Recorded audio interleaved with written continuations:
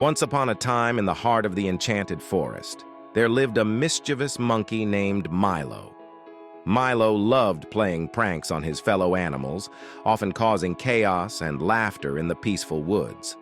One day, Milo decided to play the biggest prank ever.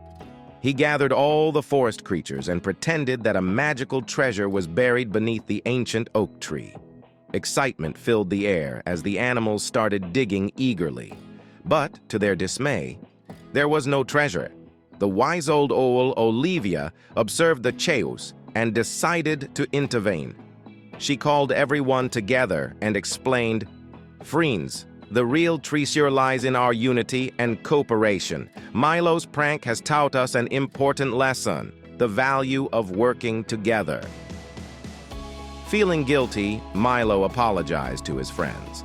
Determined to make amends, he suggested they plant colorful flowers around the oak tree as a symbol of their unity.